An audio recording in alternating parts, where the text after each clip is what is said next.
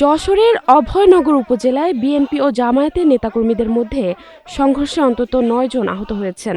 ২৬ ফেব্রুয়ারি বৃহস্পতিবার বিকেলে বাঘুটিয়া ইউনিয়নের ভাটপাড়া বাজার এলাকায় এ ঘটনা ঘটে।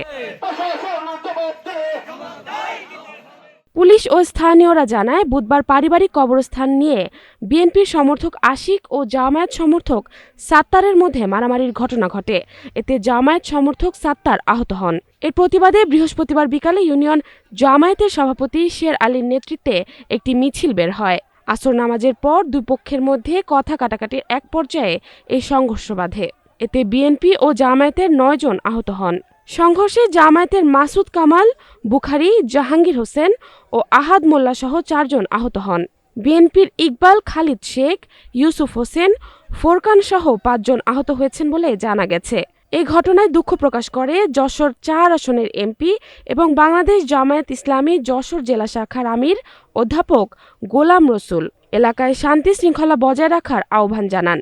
যারা এই অপরাধের সাথে জড়িত তাদেরকে আইনের আওতায় এনে দৃষ্টান্তমূলক শাস্তির ব্যবস্থা করার কথাও বলেন তিনি। জামাত ইসলামের কর্মীদের কাছে কোনো লাঠিসোঁটা ছিল না, কোনো কিছুই ছিল না।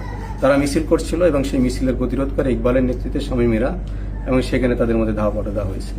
এটার জন্য আমি মর্মাহত হয়েছি, দুঃখিত হয়েছি। আমি চাই সহনশীলতা, উদারতা, সহিষ্ণুতা।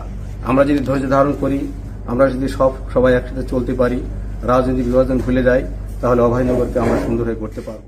জাহারা জেবিন তন্নি, নাগরিক প্রতিদিন।